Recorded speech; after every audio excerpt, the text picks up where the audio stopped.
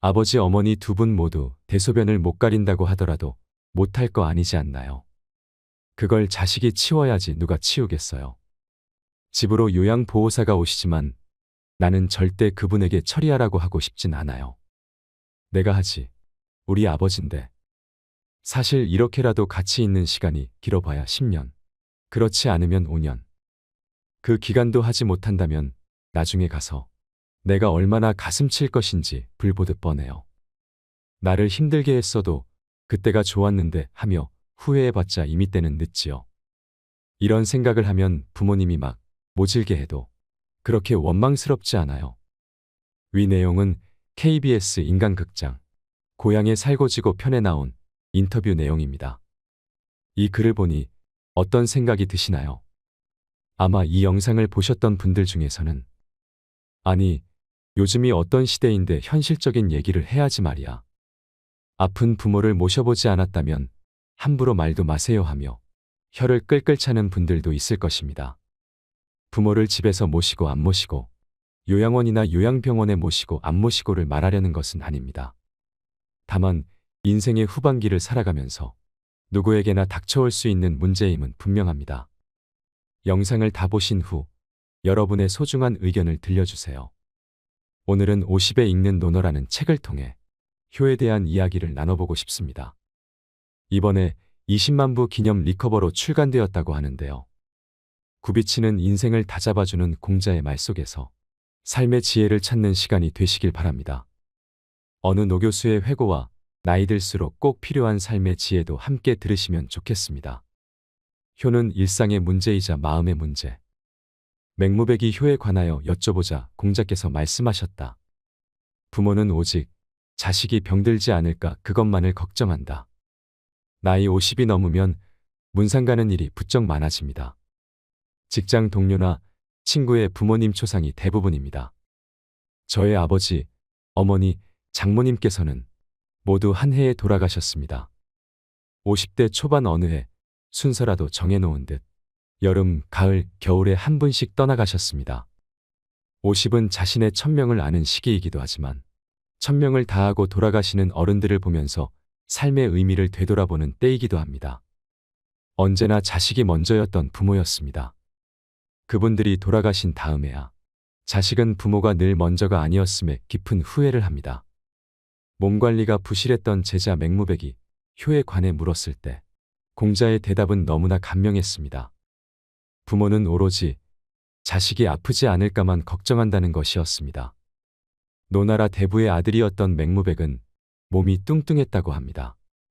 그러니 공자께서 몸 관리를 잘해야 한다는 것, 효가 그리 멀리 있지 않다는 것을 잃은 말입니다. 예나 지금이나 부모의 첫 번째 걱정은 자식 걱정입니다. 자식이 뛰어난 특기를 갖는 것도, 훌륭한 학교로 진학하는 것도, 우등상을 받는 것도, 좋은 기업에 들어가는 것도 모두 그 다음입니다. 아프지 않고 다치지 않고 건강한 몸을 보존하는 게 부모에겐 첫 번째입니다. 거스르지 않는 일상의 마음. 논어에 기록된 효에 관한 몇 구절을 비춰보면 2500년 전 공자께서 제자들에게 일렀던 효는 그리 대단한 것이 아니었습니다. 때를 거르지 않고 부모님에게 식사를 올리는 것도 중요하지만 더욱 중요한 것은 마음이다. 술과 음식을 부모님께 먼저 드시게 한다고 하여 효라 할 수 있겠는가? 공경하는 마음이 빠진다면 개와 말에게 먹이를 주는 것과 무엇이 다르겠는가? 혹여 부모의 잘못이 있을 때는 완곡하게 말씀을 드려야 하며 부모님의 뜻을 따르기에 다소 어려움이 있다 해도 가능하면 그 뜻을 어기지 말아야 한다.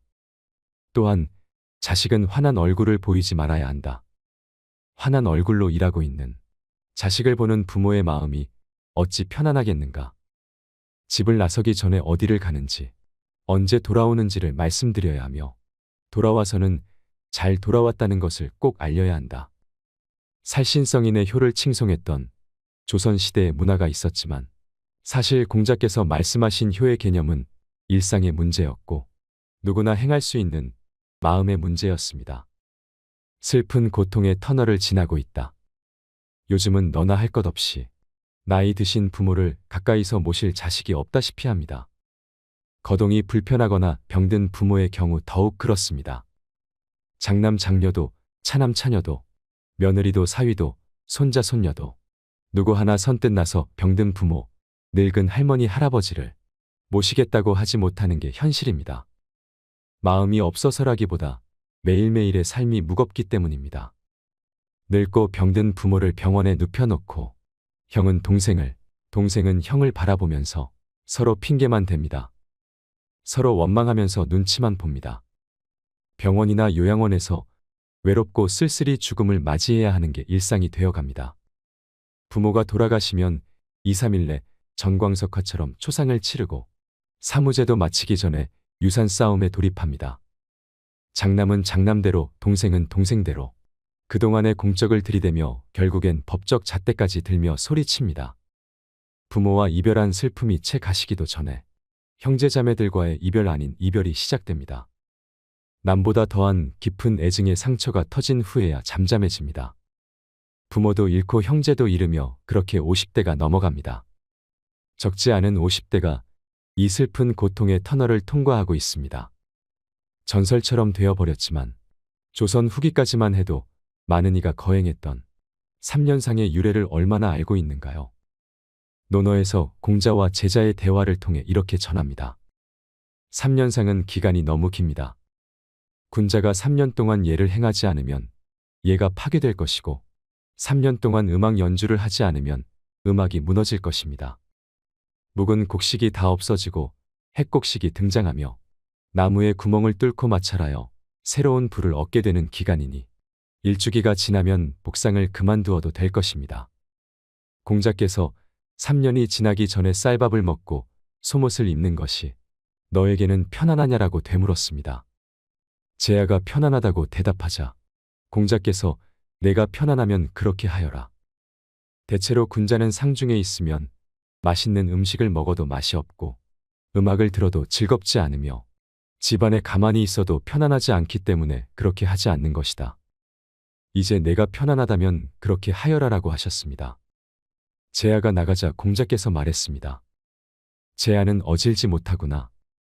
자식이 태어나서 3년이 지난 연후에 부모의 품에서 벗어나게 되기에 대체로 3년상은 천하의 공통적인 상례이거늘 제아는 태어나 3년 동안 부모에게 사랑을 받지 않았단 말인가. 명심보감에도 이런 대목이 반복적으로 등장합니다. 어린 자식의 똥오줌은 마음에 전혀 거리낌이 없으면서 늙은 부모님의 눈물과 침이 떨어지면 도리어 미워하고 싫어하는 마음을 갖는데 육척 그대의 몸은 어디에서 나왔는가?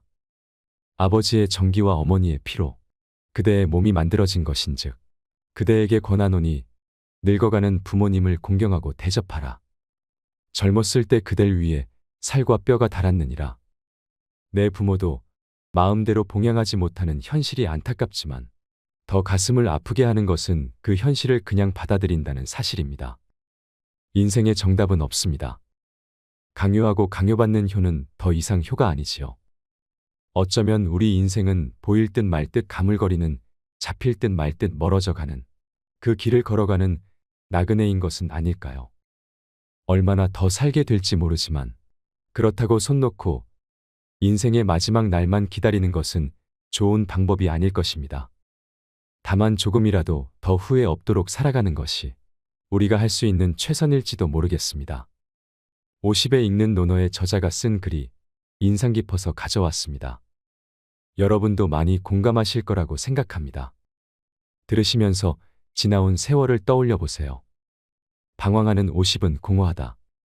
나만 잘하면 되고, 나만 똑똑하면 되고, 나만 성실하면 된다고 생각했기에 그렇게 살고자 노력했습니다. 그러다 보니 사람들은 모두 남이 되었습니다. 직장에서도 가정에서도 거의 남이 되었습니다. 50의 바다에 홀로 남은 섬이 되었습니다. 쉼없이 달리면 먼저 도착할 줄 알았습니다. 먼저 도착하면 더 많이 쉴 수 있고 더 즐거운 삶이 기다리고 있는 줄 알았습니다. 달리기를 멈출 수 없었습니다.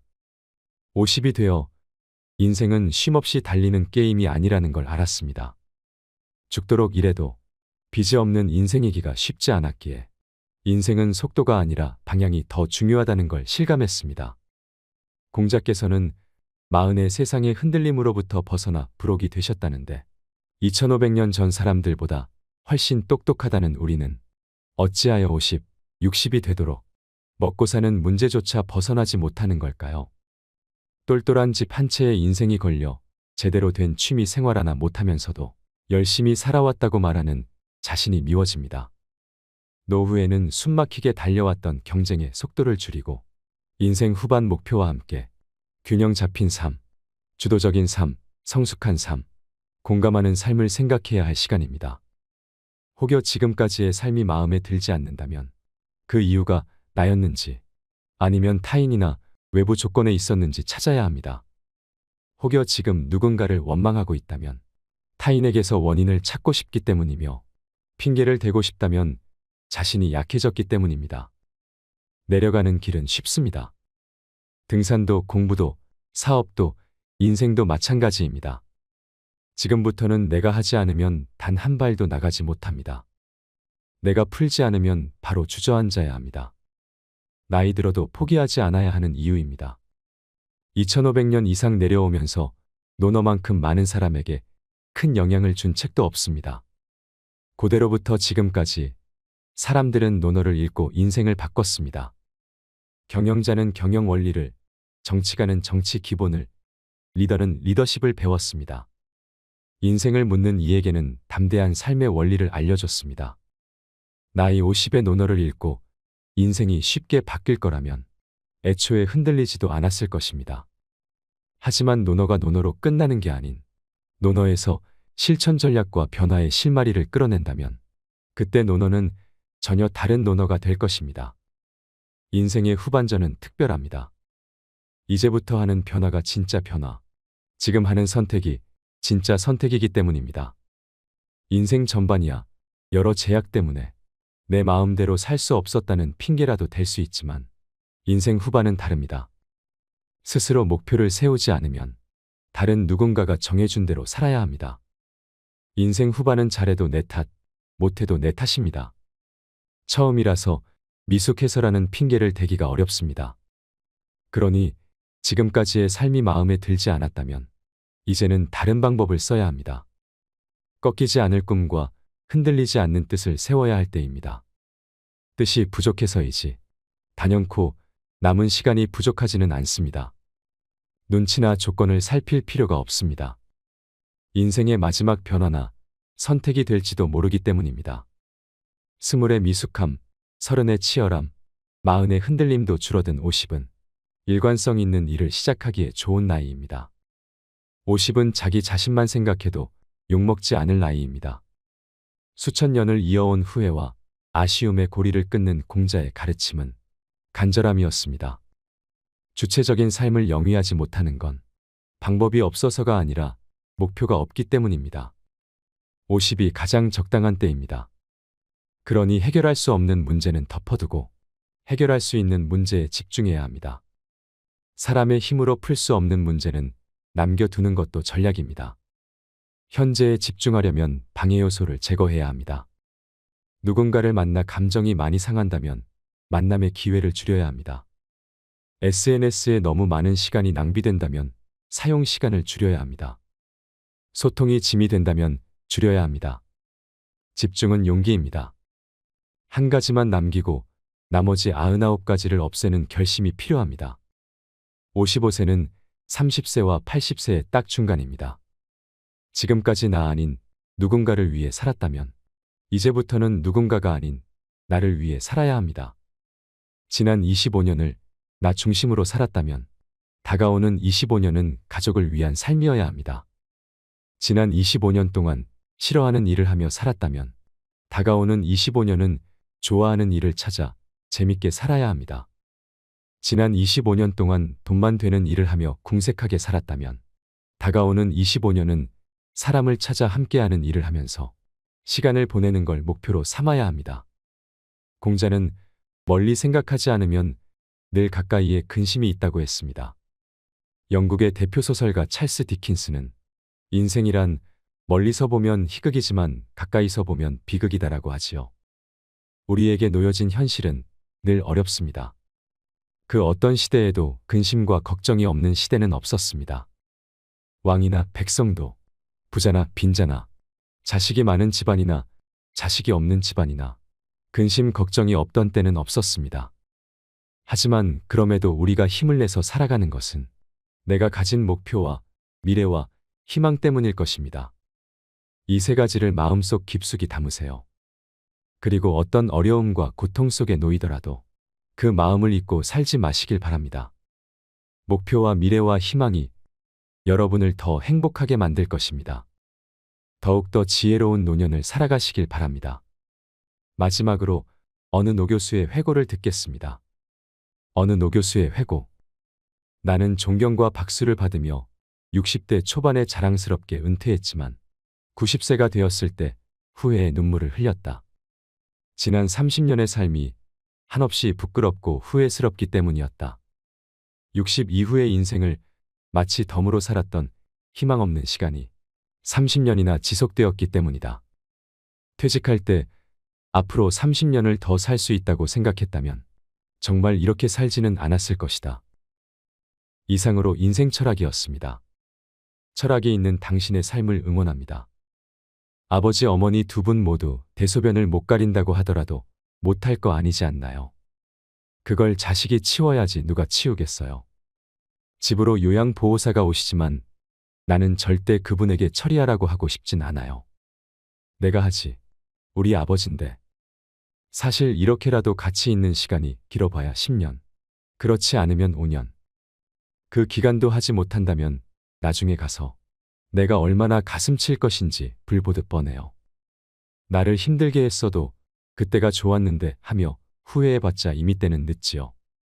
이런 생각을 하면 부모님이 막 모질게 해도 그렇게 원망스럽지 않아요. 위 내용은 KBS 인간극장 고향에 살고 지고 편에 나온 인터뷰 내용입니다. 이 글을 보니 어떤 생각이 드시나요? 아마 이 영상을 보셨던 분들 중에서는 아니, 요즘이 어떤 시대인데 현실적인 얘기를 해야지 말이야. 아픈 부모를 모셔보지 않았다면 함부로 말도 마세요 하며 혀를 끌끌 차는 분들도 있을 것입니다. 부모를 집에서 모시고 안 모시고 요양원이나 요양병원에 모시고 안 모시고를 말하려는 것은 아닙니다. 다만 인생의 후반기를 살아가면서 누구에게나 닥쳐올 수 있는 문제임은 분명합니다. 영상을 다 보신 후 여러분의 소중한 의견을 들려주세요. 오늘은 50에 읽는 논어라는 책을 통해 효에 대한 이야기를 나눠보고 싶습니다. 이번에 20만 부 기념 리커버로 출간되었다고 하는데요. 굽이치는 인생을 다잡아주는 공자의 말 속에서 삶의 지혜를 찾는 시간이 되시길 바랍니다. 어느 노교수의 회고와 나이 들수록 꼭 필요한 삶의 지혜도 함께 들으시면 좋겠습니다. 효는 일상의 문제이자 마음의 문제. 맹무백이 효에 관하여 여쭤보자 공자께서 말씀하셨다. 부모는 오직 자식이 병들지 않을까 그것만을 걱정한다. 나이 50이 넘으면 문상 가는 일이 부쩍 많아집니다. 직장 동료나 친구의 부모님 초상이 대부분입니다. 저의 아버지, 어머니, 장모님께서는 모두 한 해에 돌아가셨습니다. 50대 초반 어느 해 순서라도 정해놓은 듯 여름, 가을, 겨울에 한 분씩 떠나가셨습니다. 50은 자신의 천명을 아는 시기이기도 하지만 천명을 다하고 돌아가시는 어른들을 보면서 삶의 의미를 되돌아보는 때이기도 합니다. 언제나 자식이 먼저였던 부모였습니다. 그분들이 돌아가신 다음에야 자식은 부모가 늘 먼저가 아니었음에 깊은 후회를 합니다. 몸 관리가 부실했던 제자 맹무백이 효에 관해 물었을 때 공자의 대답은 너무나 감명했습니다. 부모는 오로지 자식이 아프지 않을까만 걱정한다는 것이었습니다. 노나라 대부의 아들이었던 맹무백은 몸이 뚱뚱했다고 합니다. 그러니 공자께서 몸 관리를 잘해야 한다는 것, 효가 그리 멀리 있지 않다는 것을 잃은 말입니다. 예나 지금이나 부모의 첫 번째 걱정은 자식 걱정입니다. 자식이 뛰어난 특기를 갖는 것도, 훌륭한 학교로 진학하는 것도, 우등상을 받는 것도, 좋은 기업에 들어가는 것도 모두 그 다음입니다. 아프지 않고 다치지 않고 건강한 몸을 보존하는 게 부모에겐 첫 번째입니다. 거스르지 않는 일상의 마음. 논어에 기록된 효에 관한 몇 구절을 비춰보면 2500년 전 공자께서 제자들에게 일렀던 효는 그리 대단한 것이 아니었습니다. 때를 거르지 않고 부모님에게 식사를 올리는 것도 중요하지만 더욱 중요한 것은 마음이다. 술과 음식을 부모님께 먼저 드시게 한다고 하여 효라 할 수 있겠는가? 공경하는 마음이 빠진다면 개와 말에게 먹이를 주는 것과 무엇이 다르겠는가? 혹여 부모의 잘못이 있을 때는 완곡하게 말씀을 드려야 하며 부모님의 뜻을 따르기에 다소 어려움이 있다 해도 가능하면 그 뜻을 어기지 말아야 한다. 또한 자식은 환한 얼굴을 보이지 말아야 한다. 환한 얼굴로 일하고 있는 자식을 보는 부모의 마음이 어찌 편안하겠는가? 집을 나서기 전에 어디를 가는지, 언제 돌아오는지를 말씀드려야 하며 돌아와서는 잘 돌아왔다는 것을 꼭 알려야 한다. 살신성인의 효를 칭송했던 조선시대의 문화가 있었지만 사실 공자께서 말씀하신 효의 개념은 일상의 문제였고 누구나 행할 수 있는 마음의 문제였습니다. 슬픈 고통의 터널을 지나고 있다. 요즘은 너나 할 것 없이 나이 드신 부모를 가까이서 모실 자식이 없다시피 합니다. 거동이 불편하거나 병든 부모의 경우 더욱 그렇습니다.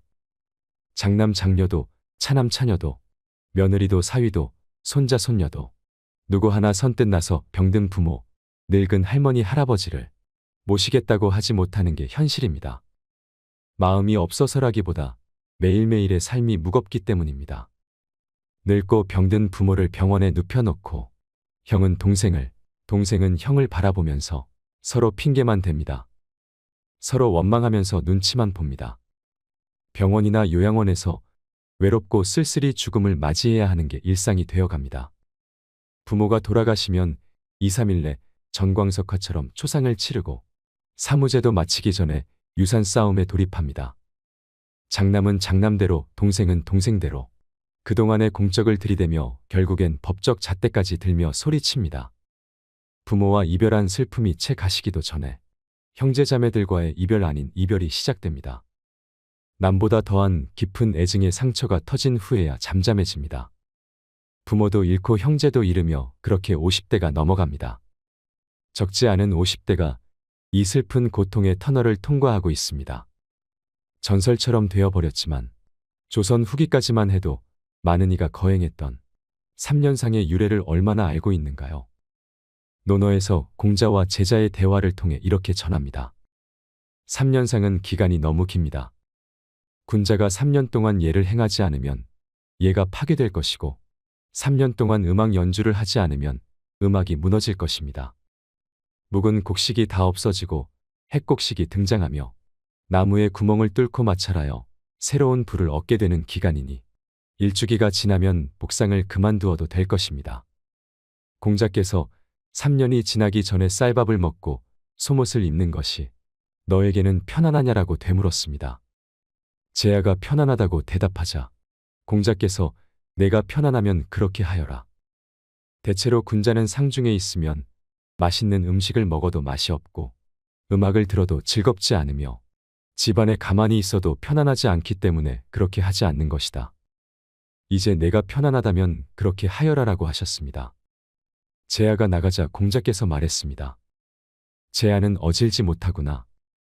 자식이 태어나서 3년이 지난 연후에 부모의 품에서 벗어나게 되기에 대체로 3년상은 천하의 공통적인 상례이거늘 제아는 태어나 3년 동안 부모에게 사랑을 받지 않았단 말인가. 명심보감에도 이런 대목이 반복적으로 등장합니다.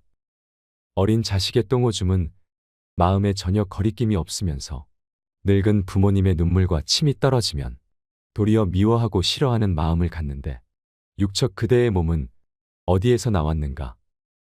아버지의 정기와 어머니의 피로 그대의 몸이 만들어진 것인즉 그대에게 권하노니 늙어가는 부모님을 공경하고 대접하라. 젊었을 때 그댈 위해 살과 뼈가 닳았느니라.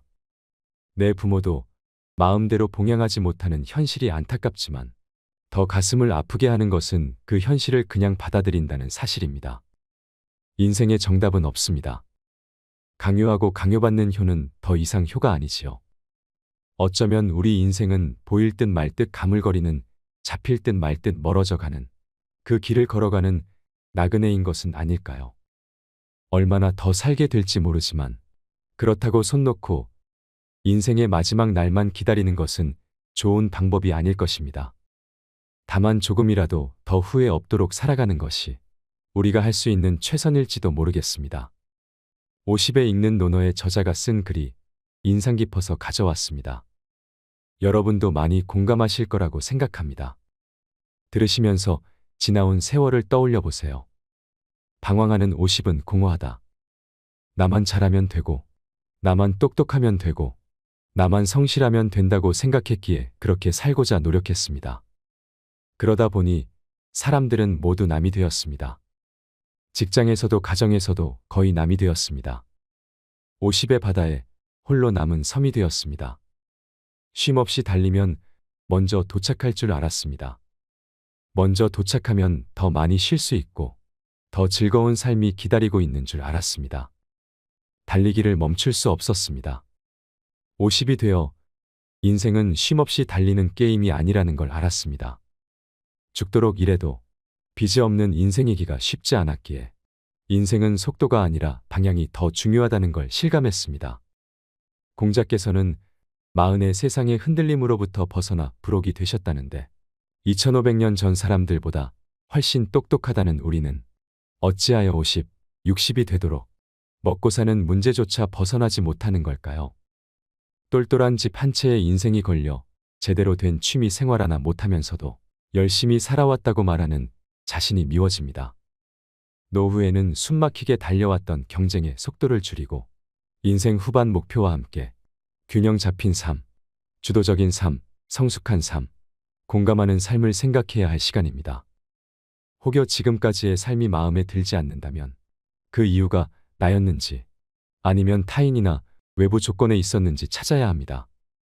혹여 지금 누군가를 원망하고 있다면 타인에게서 원인을 찾고 싶기 때문이며 핑계를 대고 싶다면 자신이 약해졌기 때문입니다.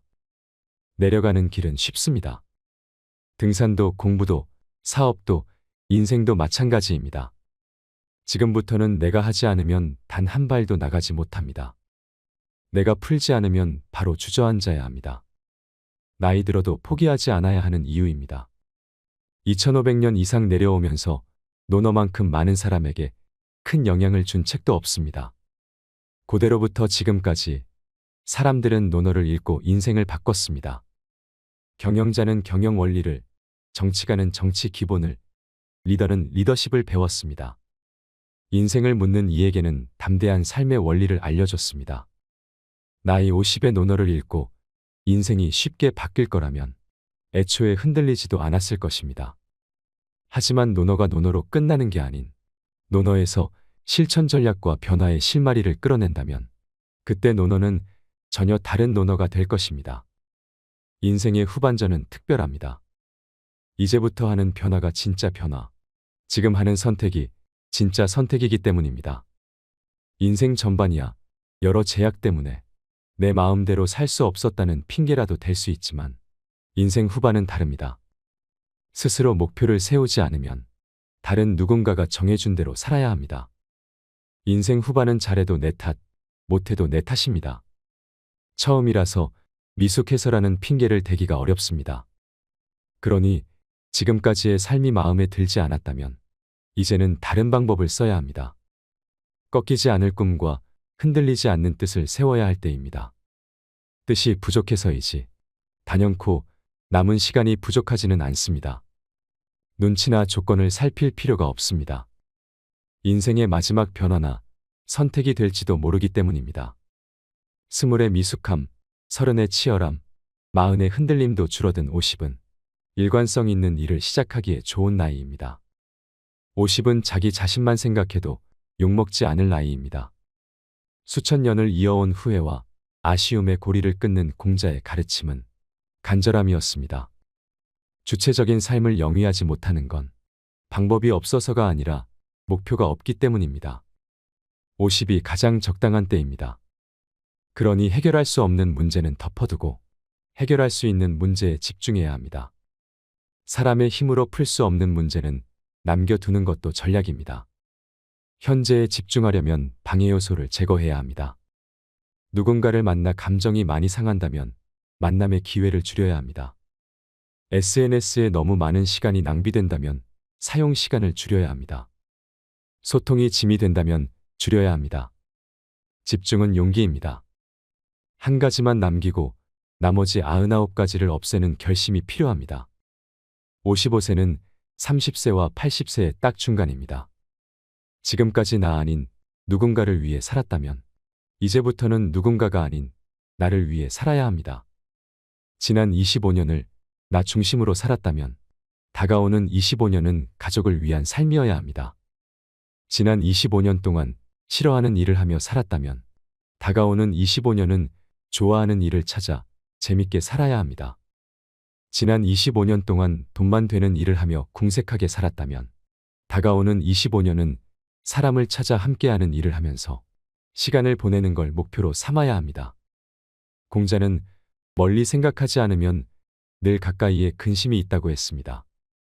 영국의 대표 소설가 찰스 디킨스는 인생이란 멀리서 보면 희극이지만 가까이서 보면 비극이다라고 하지요. 우리에게 놓여진 현실은 늘 어렵습니다. 그 어떤 시대에도 근심과 걱정이 없는 시대는 없었습니다. 왕이나 백성도, 부자나 빈자나, 자식이 많은 집안이나 자식이 없는 집안이나 근심 걱정이 없던 때는 없었습니다. 하지만 그럼에도 우리가 힘을 내서 살아가는 것은 내가 가진 목표와 미래와 희망 때문일 것입니다. 이 세 가지를 마음속 깊숙이 담으세요. 그리고 어떤 어려움과 고통 속에 놓이더라도 그 마음을 잊고 살지 마시길 바랍니다. 목표와 미래와 희망이 여러분을 더 행복하게 만들 것입니다.